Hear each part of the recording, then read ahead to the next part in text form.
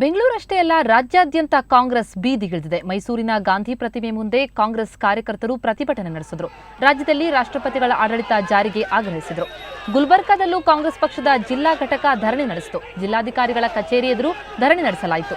ಕೂಡಲೇ ರಾಜ್ಯಪಾಲರ ಶಿಫಾರಸನ್ನ ರಾಷ್ಟ್ರಪತಿಯವರು ಅಂಗೀಕರಿಸಬೇಕು ಅಂತ ಒತ್ತಾಯಿಸಿದರು. ಇನ್ನು ಬಿಜೆಪಿ ಸರ್ಕಾರವನ್ನ ವಜಾಗೊಳಿಸುವಂತೆ ಆಗ್ರಹಿಸಿ ಚಿತ್ರದುರ್ಗ ಜಿಲ್ಲಾ ಕಾಂಗ್ರೆಸ್ ಕೂಡ ಧರಣಿ ನಡೆಸಿತು. ಯಡಿಯೂರಪ್ಪನವರ ಅಣಕು ಶವಯಾತ್ರೆ ನಡೆಸಿ ಶವ ಸಂಸ್ಕಾರ ಮಾಡಲಾಯಿತು. ಕೂಡಲೇ ಸರ್ಕಾರವನ್ನ ವಜಾಗೊಳಿಸದಿದ್ದಲ್ಲಿ ಕೇಂದ್ರದ ವಿರುದ್ಧವೂ ಹೋರಾಟ ನಡೆಸುವುದಾಗಿ ಎಚ್ಚರಿಕೆ ನೀಡಿದರು.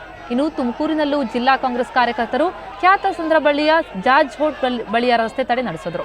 ಶಾಸಕ ಟಿಬಿ ಜಯಚಂದ್ರ ಸೇರಿದಂತೆ ಜಿಲ್ಲಾ ಕಾಂಗ್ರೆಸ್ ಅಧ್ಯಕ್ಷ ಹಾಗೂ ನೂರಾರು ಕಾರ್ಯಕರ್ತರು ಪ್ರತಿಭಟನೆಯಲ್ಲಿ ಪಾಲ್ಗೊಂಡಿದ್ದರು. ಇದೇ ವೇಳೆ ಸಿಎಂ ಹಾಗೂ ಸ್ಪೀಕರ್ ರಾಜೀನಾಮೆಗೆ ಆಗ್ರಹಿಸಿ ಜಿಲ್ಲಾ ಕಾಂಗ್ರೆಸ್ ಸಮಿತಿ ಶಿರಸಿಯಲ್ಲಿ ಕೂಡ ಪ್ರತಿಭಟನೆ ನಡೆಸಿತು. ಬಿಜೆಪಿ ಸರ್ಕಾರ ಕಿತ್ತೊಗೆಯುವಂತೆ ಆಗ್ರಹಿಸಿ ಇನ್ನು ದಾವಣಗೆರೆಯಲ್ಲೂ ಕೂಡ ಜಿಲ್ಲಾ ಕಾಂಗ್ರೆಸ್ ಧರಣಿ ನಡೆಸಿದೆ.